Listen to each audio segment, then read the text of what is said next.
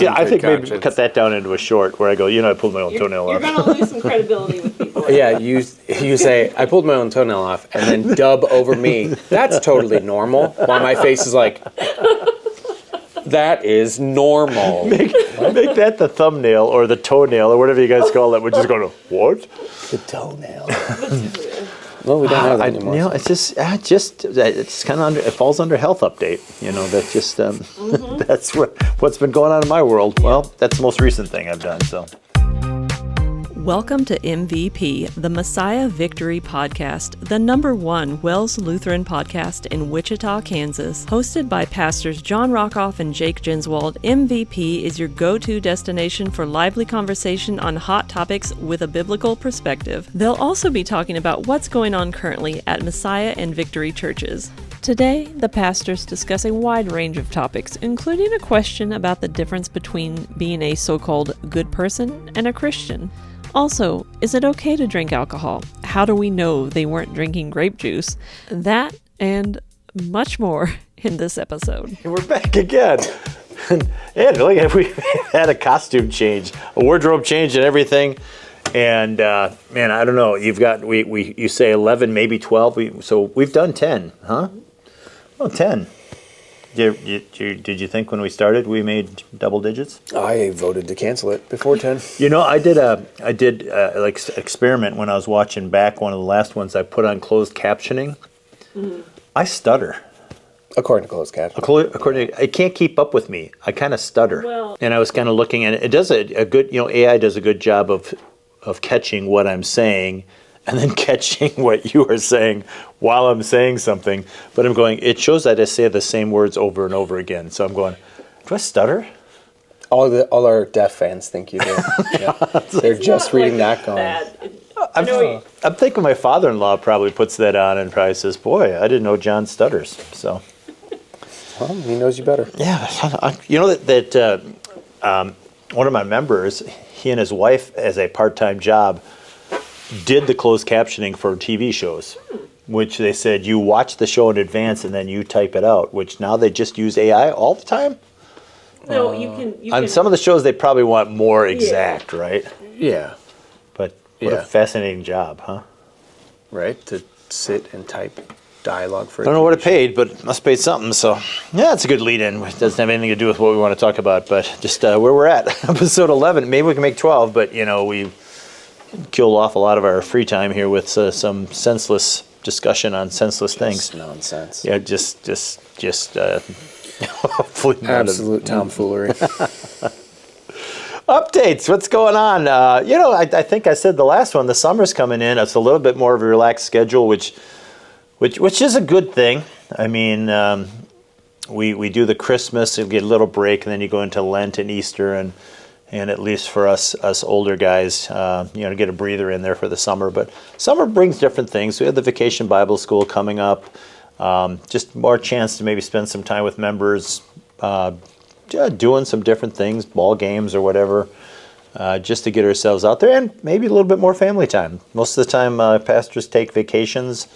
Usually in the summer months, that's when we can get away and do things like that. So we still have our on Messiah side on Monday night online class. We finished up with confirmation with the children, confirmed some members through the Bible information class. You have 2 separate Bible information classes still going? 2 Bible information classes will run for probably most of the summer here. Yeah. And some would say that the summer months aren't the best time. I always start one in the fall because I start one with the families of the child care center, which works a little better. But some people, the summer months, I don't think we can say that, boy, those are bad months, because some will say the fall is too full because you got school and everything starting. So I think you can. You summer's tough. We're already running into. Are you hitting some? This Bible information class might be sort of at least one of them might be a floating one. We're like, okay, we'd like to meet on this night, but sometimes kids' baseball game or they're getting away. Or actually, one of the young men is going to be deployed for a little bit here. He's got about a month deployment. So when he gets back, we'll have to finish it up together. So it just is got some moving pieces now, and we'll find a way to make it work. But it is tough. A nice setup when I used to have vicars. The vicars would sit in on my class, and then they would do the makeup classes. Like if someone missed a class, so that was their way of being able to not have to teach an entire class or course, but then they could fill in after sitting through with me. So, but I don't have that now. So usually once you get done, you say, okay, here's the lessons that are missed. And the last ones I did was through Zoom because our people lived quite a ways away. And so then I just caught them up and got them brought in as members. So yeah, so that's all kind of coming together. We honored the graduates last Sunday. 3 of our high school graduates, kind of a little special part of the service, and confirmation the week before that. So things kind of in May. Graduation's been to a few graduation gatherings. So it's a busy month, but it's a good thing because you kind of you never dial it down. We still have church every Sunday. You do too? Yeah, you don't have the summer schedule, just knock it out. I mean, we'll see. Mostly, sometimes you see how it goes. We might cut back. We might go every other. Just set a new trend.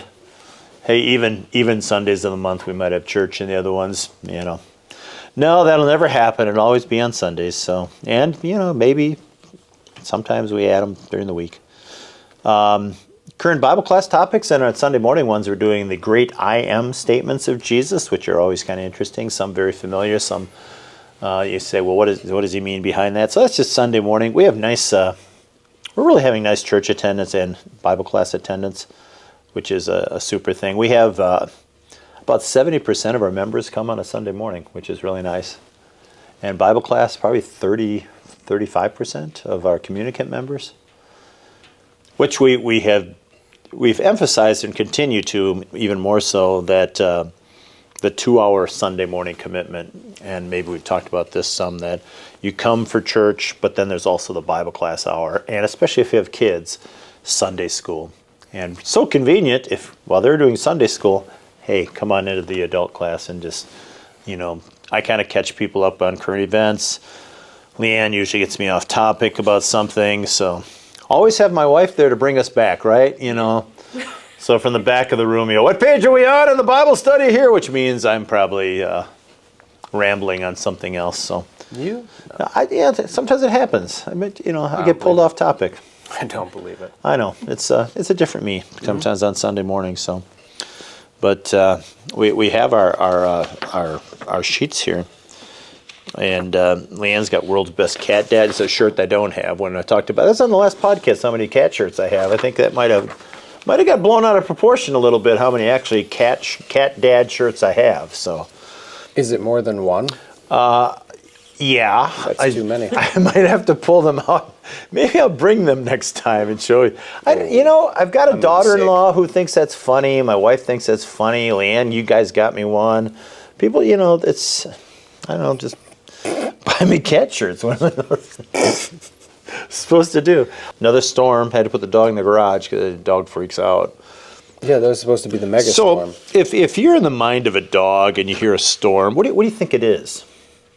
Like Godzilla's outside? The end of the world. No, but I think you hear the thunder. What do you think's happening? The end of the world. But just because it's a rumble? I'm going to cease to exist. There's something so much bigger than me. Honestly, should be like our reaction to God. Honestly. It's like, there's something so much bigger than me, I'm in danger. That's a segue. That's the dog in the storm. So you think they think it's Armageddon, that the Lord's coming and this is everything's done? I think, yeah. It's like, how can you possibly describe that to a dog? Well, because my dogs, all of a sudden, if it's a strong wind, but if you hear any kind of thunder, I'm always thinking, I turn on a small fan, I put the TV extra loud, just trying to make any kind of noise, and all of a sudden you hear rumbling out there.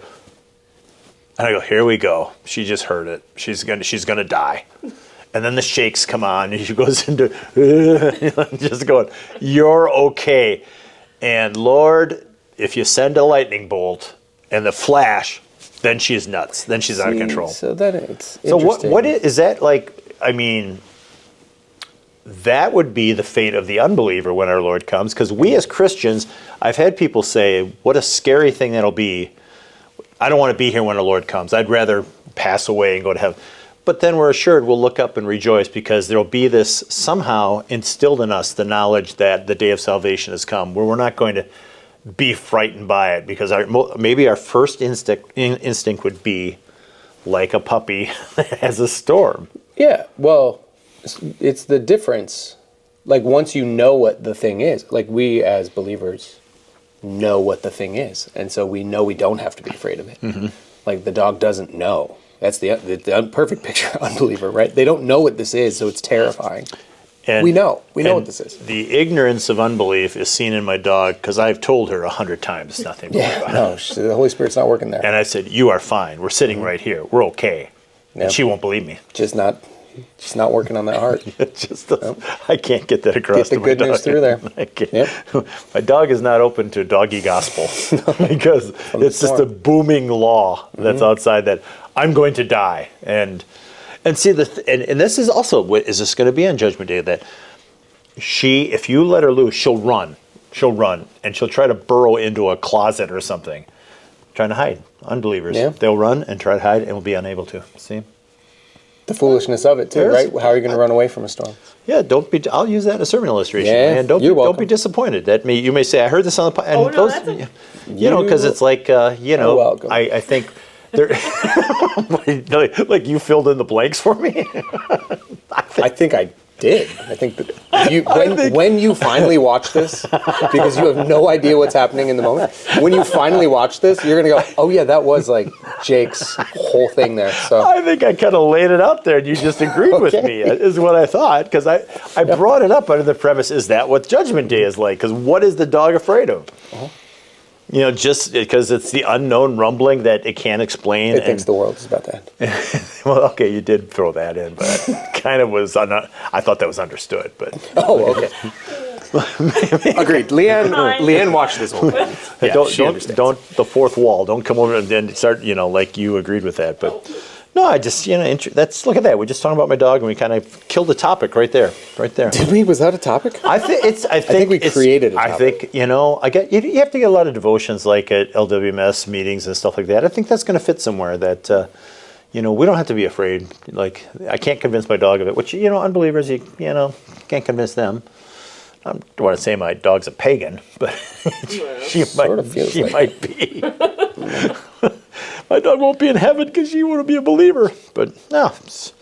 Well, the cats don't move, though. That's a whole new topic. Now, they must be saints then, because they don't. The world's collapsing outside. They don't care. The cats might be responsible. They don't care. They're demons. Yeah, they might be the demons. We know. They're sitting next to their cat feeders going, hey, when's this thing going to trigger? Because that's their salvation. Hey, this cat feeders just went. But no. Okay, well, we have some other topics still. You wanna do the number game again and pick one, or you got one of these? These aren't numbered. Well, I count. The last ones I counted too. 1, 2, 3, 4. There's 5 questions here. And do you want to pick one? You want to take the first one since it came to us? Sure. I'll read it. It was submitted, and we've talked about some of this before. And I think Pastor Jenswold here described a nice answer to that section. So you can take this one. From what I've read, the flood that Noah built the ark for was to remove the Nephilim and the offspring created by them. Then there's part B, but let's take that part. Now remember that you have to explain again what we thought about the Nephilim. Sure. The Nephilim, sort of an idea that is out there, is that the Nephilim were these half-breeds, right? They were like people and demons. But we know that was not the case. We, again, covered that before. I actually think the second part of this feeds into this, right? So, number one, from what the flood that Noah built the ark for was to remove the Nephilim and offsprings created by them. Read 2 Peter chapter 3. Go there and read all about. Peter describes what the flood was and how God used the flood to save Noah and his family from the sin and corruption, right? And then he ties that so nicely into baptism and says, baptism saves you also, right? So God clearly points out that's not why. It wasn't to get rid of the Nephilim. But I think this question comes from the next part, which is, why isn't there more about Enoch? So, like, the place that people get a lot of the bad ideas about who the Nephilim were is from the Book of Enoch. That extra biblical source that people sometimes put alongside the Bible, and maybe we get a little confused and think that it's like of equal value. It's not. It was written much later. I mean, still in BC, but like much later than the events that it tries to describe, and also says a lot of things that are very much extra biblical, not according to the Word of God. And the Book of Enoch has also never been part of the canon of Scripture. The Jewish people never considered it part of the canon of Scripture. So, again, the question here, tying Nephilim and Enoch together, we just got to remember that's storytelling, right? There may be some truth. There's a whole lot of embellishment, or it may all just be made up. We have no promise from God that any of that is true. So God gave us the Bible. He mentioned the Nephilim and said, that's enough for you to know. God gave us the Bible, and he mentioned this guy Enoch, who walked with God and then was no more. And he said, all you need to know. So going to these sort of extra biblical, mystical sources can be dangerous. Which is a draw for human nature, to pick up the couple of mentions of something and then want to say, tell me more. I think when we get into discussion of what the end of the world's going to be like, is why people are drawn to Revelation and why they go in every direction trying to say this is telling us this. Why people want to know what heaven is like, because we're told just enough, but we want to know more. And it kind of comes down to this same kind of thing when the Nephilim are mentioned, and then there's lots of people and lots of things now with going online. You can find all sorts of theories as to who they were, and here's one. Probably said, well, that's why it was to remove life as we know it, except for Noah and his family, but right. Not to say specifically to wipe out the Nephilim. Well, and doesn't make much sense. Okay, especially if we're using the context of, these Nephilim are some beings that God never intended to be here, that they're this hybrid creature. Well, if you look is it Genesis 6 where the flood is? There's the passage where it says, God looked at the world and saw that the thoughts of man's hearts were only evil all the time. It wasn't that there were these freaky beast people. It was that man's heart as a whole, right? Apart from those 8 people who were on the ark, man's hearts were entirely opposed to him. And so he says, I'm wiping this out to preserve the promise, right? Through Noah and his family. Because if I let this keep going, the promise is just going to get destroyed. And we'll end up with people who don't even know me. And so he preserves Noah and his family and the promise in that way. So very clearly, whether it did wipe out these Nephilim, these large people, not hybrid people, if it wiped them out too, yeah, that's because their hearts were only evil all the time, and they were a part of the greater mankind thing that was about to lose this covenant promise from God. But there's speculation like Goliath, and that was killed by David, might have been a Nephilim, if you're talking about just extraordinary, large, powerful beings, sure. Humans. And so that would destroy the theory that, well, they were all, because that would have been descended then from Noah and his family through right. Post-flood genealogies. So, it's a mention in there. It's a word that doesn't show up elsewhere. And so people grab it and run with it and then try to make it into, it's almost kind of like Greek mythology. The gods are breeding with mankind, and here's what we get from it, and it's intriguing to us. So, there is a plug for a book that just came out from our publishing house under People's Bible Teachings.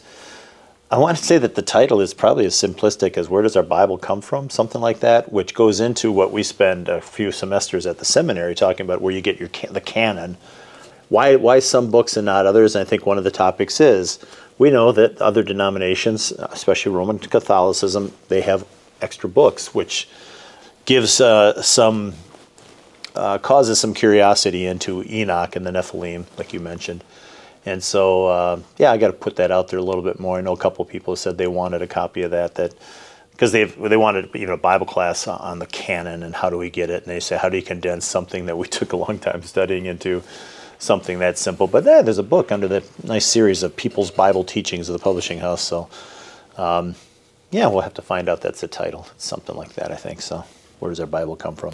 So and Enoch walking with God, just goes for a walk and all of a sudden, hey, we're in heaven, that kind of thing. I used that for a funeral text years ago.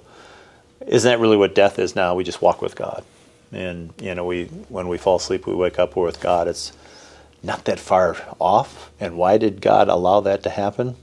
And then you talk about, those who did not die and went to heaven. And then we mentioned it was Enoch, and then you got Elijah. And someone said Moses, but that's just because God took Moses' body. Yeah. And so some say that Moses died or not. Seems to imply that he did, but leave it open. Wasn't he buried by the angel? Buried by Michael? Was that it? Something like that. Oh no, there's a battle over his body. Yeah. Okay, now you got to pick number 1 to 4. 1 to 4. Okay, can I just point out? What? Last time you just looked at him, I said, no, that doesn't count. That's not choosing. You're covering your sheet. Oh, I still haven't. You're like, wait, 1 to 4. Never mind that you. It's like these new phones they got. Did you hear the new things they're trying to tell with phones? They've run out of things to advertise us to get new phones on. Because I got 3 camera things on here. They've got something now where if you can't look at another person's phone from the side. Right. Wow. Well, you think that's a great thing, or are you just saying No, that sorry, I'm guys? being sarcastic. Because I'm going. That's the best thing you came up with. That my phone now you can't go. Because I don't know if I got a lot of creepers looking at my phone. I do. What are you looking at that they don't need to see? So that's what you're going to say. You got to get a new phone. My wife is on me to get a new phone all the time, and I go, "Why do I need a new phone?" She goes, "Well, wouldn't you want a new phone?" And I said, "Well, there's nothing." And my son has the same phone I do. We got him at the same time, and he goes, "Dad, why do I need a new phone? This does everything except make toast. So why would I need to have a new phone?" Well, so I was waiting for her to say, "Well, yeah, that privacy thing on there is pretty. That's a key thing." Last So time I anyway, checked. this thing about now you're looking. I just told you not. Oh, to didn't I say a number? No, I don't know if I you said did. 4. Roll the tape. Did he say 4? don't I might have. Okay. Maybe I did. 4. How can I explain to my Baptist friend that just drinking alcohol, not to excess, is not sinful? I got a little story. So when I was in college, across town from Northwestern College in Watertown, Wisconsin, was Maranatha Baptist College. And we played them in football.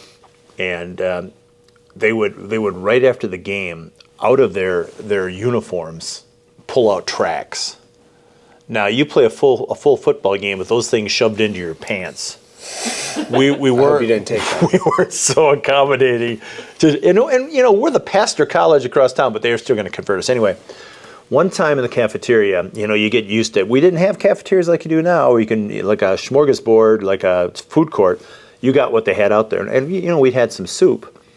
And we said, hey, this isn't the normal soup. This is actually pretty good.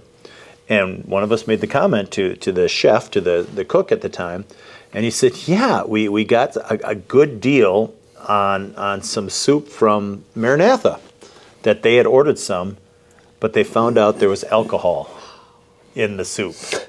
And so they pretty much gave it away to us. Which, the fact that they couldn't even have soup with a little seasoning or whatever the alcohol was.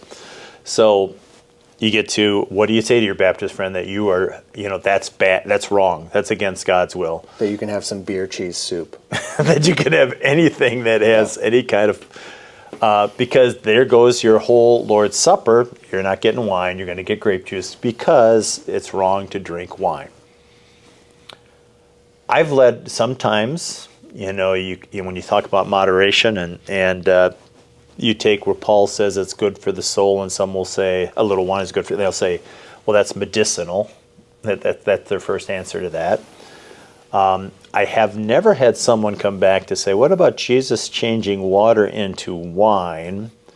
Because if it's wrong to drink alcohol, He's made a whole lot of it.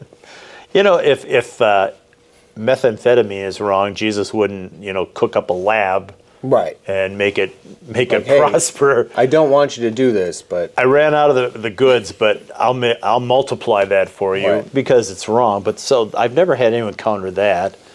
And the whole discussion of the fact that you didn't have refrigeration at that time, and the water wasn't the purest of things. You're right by the Dead Sea. So it was known to be, just culturally, the drink of the day, often watered down. It wasn't like, just drinking wine for every meal, but, I mean, unless it was kind of watered down, and then that would help purify whatever.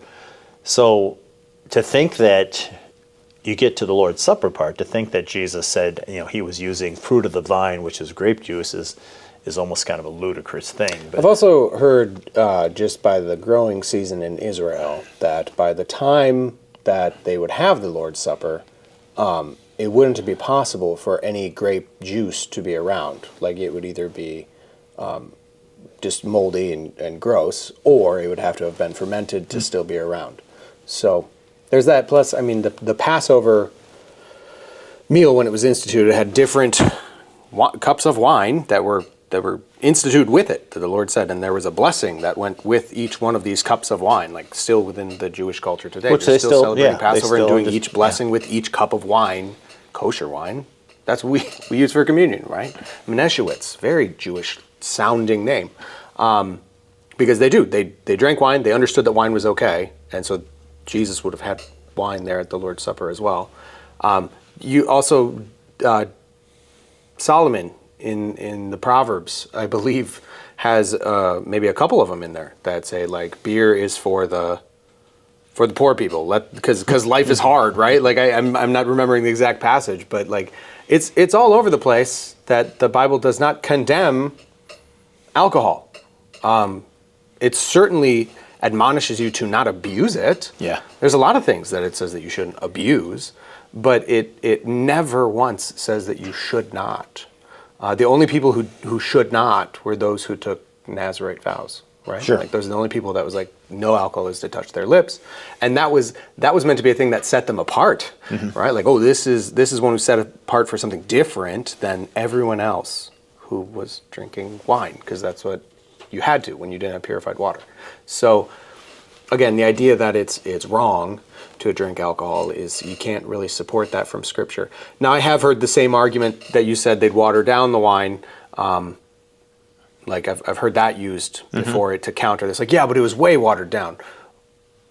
It was still alcohol. It's still alcohol, right? yeah. Like, that's the problem, right? Like, so which is it? Like, you can only have really, really light alcohol, or none at all. Which, one of the things, if we have someone that maybe because of their diet, or maybe they are recovering alcoholics with the Lord's Supper, we've done this, and we're doing it currently for someone, where we fill a little cup with water and put a drop of alcohol in. You're still receiving the alcohol. And so, that to make that argument that that's really not alcohol, no, it still is.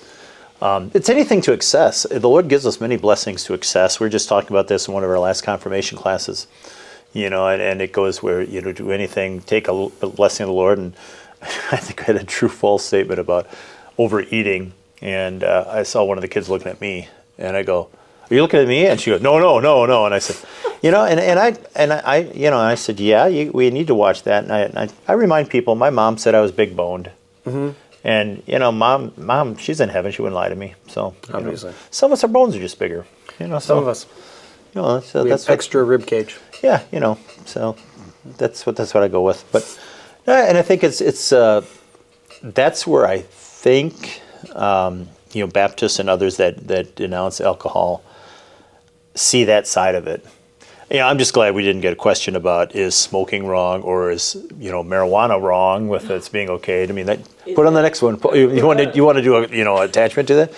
I really, this is one of the things I struggle a little bit, because could you say smoking cigarettes is the same category? We've got to be very careful. Now, okay, there's a Surgeon General's warning, maybe hazardous, or is. I think I read the last one. I said it's almost pretty condemning, that it is saying this is bad for you. This causes. This causes. So where do we go with something like that someone smokes and says, well, that's sinful, you need to stop that? We've kind of not gone that far. And then, so the latest has been, well, if the government or your state has okayed marijuana, isn't that the same as alcohol? And I think there was, I've seen that question addressed to pastors before. And we got to be kind of careful. We're not lumping that in together with alcohol and saying it's the same thing, because you can drink some alcohol without having it really alter you, where some have said, is there that same kind of measurement or assurance on smoking marijuana? Like, is there for a bit of it, it doesn't really affect you, or does that affect you right away? You're impaired, whatever. So, yeah, those have been better ones. I'm posing the question, what do you do with someone that smokes and says, hey, that's hurting your body, which is wrong, and so you shouldn't do that because that's a sin. Wow, we've never done that. Well, isn't it, sort of the same answer, though, isn't it? It's in moderation, right? Because absolutely, we are now learning that smoking is not great for you, right? And that it does cause all kinds of problems, or it can cause all kinds of problems. Almost the flip side of that coin, for generations, people smoked everywhere. Well, you see some of these shows that they properly staged them in the 60s. I'm telling you, my mom was a smoker, and when we even think back to, we had the non-smoking sections in restaurants, which are weird now, because we just finally said, well, ban them. But before, you would go into a place like that, and everyone at every table would be smoking, and you just thought nothing of it. And you still see, it's the funniest thing, how long on airplanes are we going to see the no smoking symbol? Still there, yeah. Like, someone's going to light up in an airplane. You think anyone would go, what's wrong with this? Oh, I didn't see any little tiny sign up there, though. And remember, the solution in airports, because you're trapped in an airport, was to enclose this little room. They still have and those. where you've got 20 people elbow to elbow in a cloud of smoke, but they have to get a smoke in. I'm going, they open that door and that smoke just comes right out. Yep. But it used to be like the non-smoking smoking. You're saying, wait a minute, you're like 2 feet away from the non-smoking section. It was ridiculous how it was done. But you do go back to where, man, the tobacco industry was just huge, because that was the danger with when I was growing up, that when you're a kid, you're going to get pulled into that don't smoke. And now it's like, well, kids say, man, I'm not going to smoke, because it's not the thing. Right. And because we've learned so much about it. Because before, what was it? It's just a societal, social thing to do, that everyone would smoke. Restaurants. So maybe there's the weird thing about adiaphora, right? Like we wouldn't go so far as to make a law and be like, tobacco is wrong. Like, we'd never say that. Because it's almost going the same way with Baptists saying all drinking is wrong. Right. And you don't have anything to support that. There's nothing to support that. Yeah. Now, when that thing masters you, now we have a problem. And the addictive nature of both alcohol and smoking. And I think of my mom, who, with 4 sons and her husband telling her to, I remember telling her, Mom, every cigarette you smoke is a minute off your life. And she goes, well, I guess, you just killed 4 more minutes today, Mom. But, she died of cancer. She died at 70, and a lot of it was attributed to that. And even she cut way back in her later years, but she actually told me, I never could completely stop. And that there is that addictive nature of that, too. So I think we would look at anything you can put in that category that becomes addictive. And so some of them maybe more so, you think, with marijuana. I haven't done the studies, but some have said maybe that can be more addictive and leads to other things. Yeah, I think there was a seminary guy who wrote a paper on it around the same time as me, and his conclusion effectively was, it is neither commanded nor forbidden, but then the next. It's not always about can I, right? Like, that's not what adiaphora is like, can I do this? How far can I go?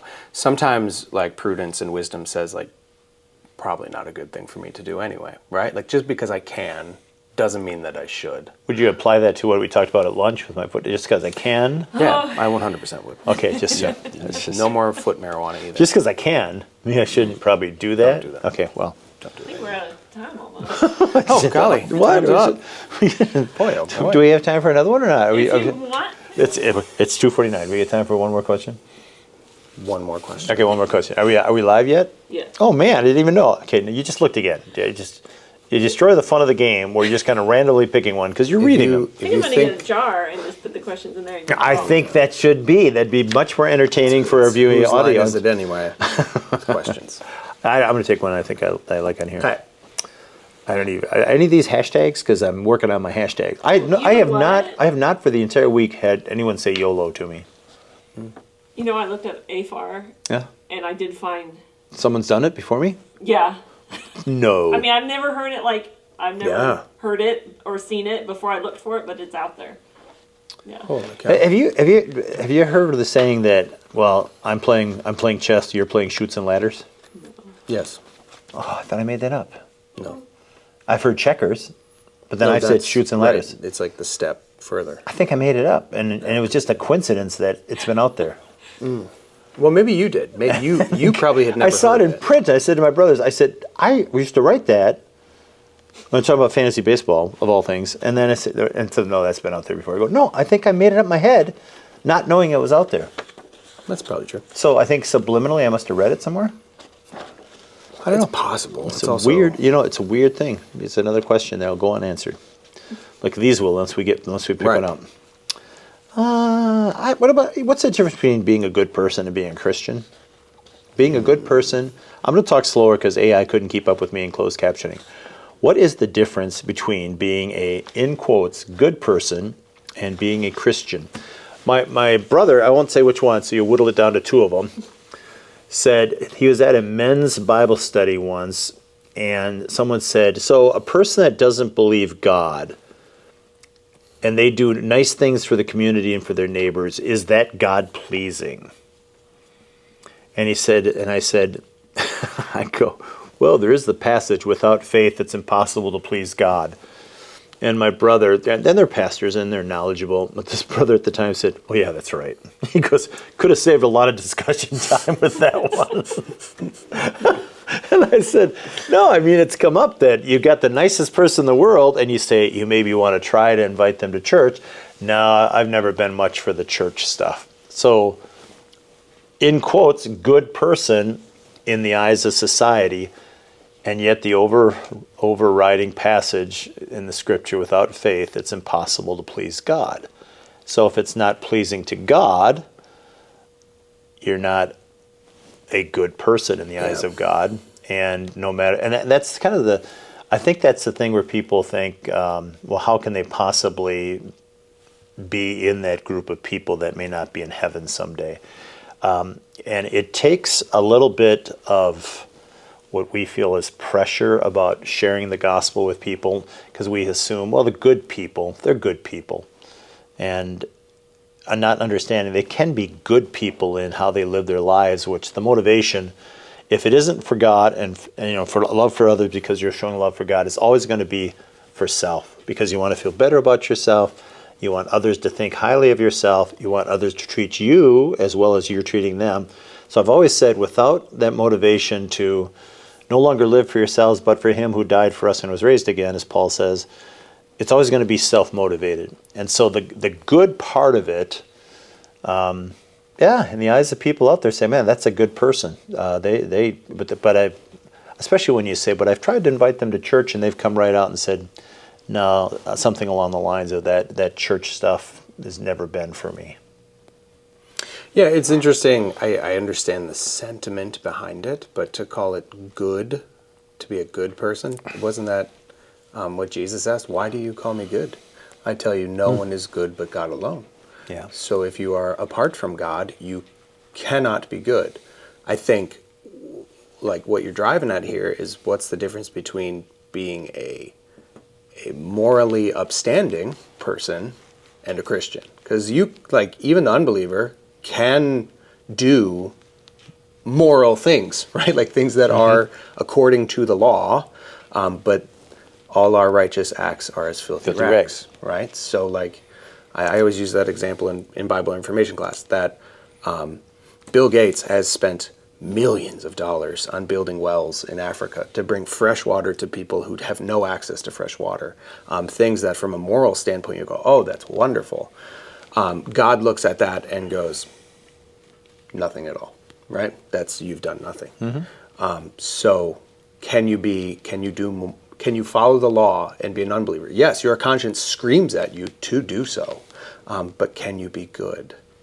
No one's good but God alone. and only goes those that God makes good through Jesus' death and resurrection, right? So Yeah, and which swaps then into sanctification, where God is pleased with us yes. as we try to be good, because it's out of love for Him. Wow. And here's the other flip side of that one. So this sanctified life now, Matthew 24, I want to say it is, where it's the king, and he comes to those on his left, and he says, "Away from me, you evildoers! When I was sick and in prison, you didn't visit me. When I was naked, you didn't clothe me. When I needed food or drink, you didn't give me anything." And they go, "Well, when did we see you?" Right?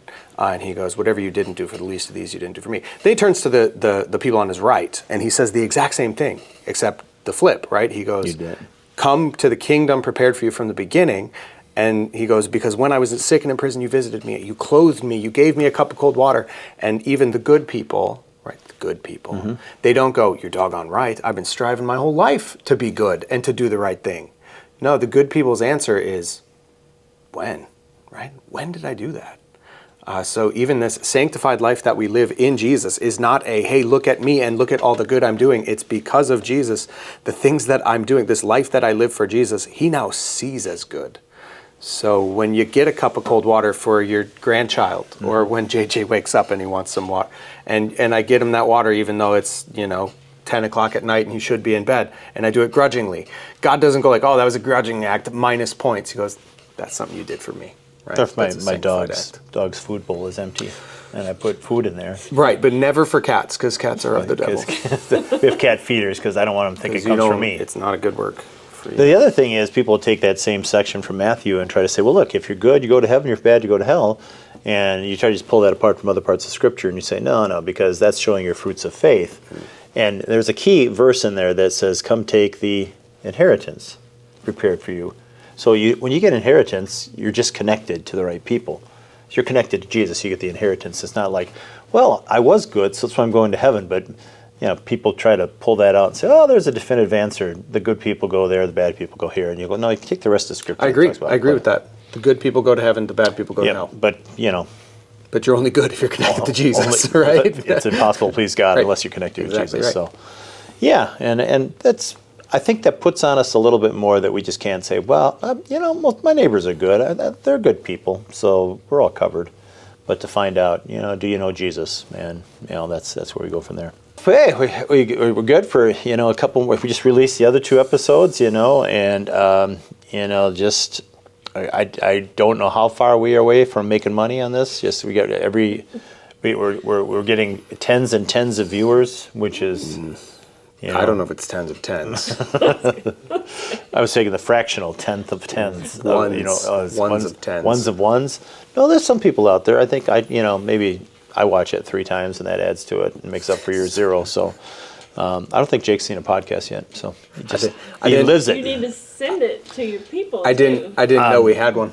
It's just kind of a get together, Just hung out and talked. Just talk about this. Wasn't sure. It's on the weekly email that I send out, and I think I used to forward out to the members too. I should do that again, and somehow get that out more. Do you put it on Facebook or anything like that, or we haven't got that far? Or? I haven't done that lately. Yeah, well, so I need a newsletter that you can send to everyone. Yeah, I think I'll get on that. A lot of big plans. We got big plans, so. But if when we get there, we're doing some technology upgrades, and we have like streaming services and stuff like that, and gonna look at a sound booth. We could maybe this thing could become like really big. Like we're talking 15 people. Like we might be cracking. We could live stream the podcast too. Oh, that's very dangerous. Been working on a new sign off. You have? Yeah. Okay. It's from. I don't. You don't think I should think about that? I don't think anyone should do that ever. It's a little takeoff. You think because if you watch, I was talking about this wrestler guy who does like Danhausen. Danhausen, I still I know a lot of you guys probably never looked it up. Well, hey, it's funny, but it's just he goes, "You are blessed." See, look at that. Is it work? My producer likes it. So you are blessed. We'll see you next time. How's right there? Look at you. Well, last time when you threw it. Oh, you got it. Beautiful. She had it pictured right and coming right at you, just like you do like you see on the real shows. The real show. Thank you for listening to the Messiah Victory podcast. Check out the show notes or video description to find our websites, socials, and the anonymous survey link where you can ask questions, request a topic for discussion, or just leave a comment.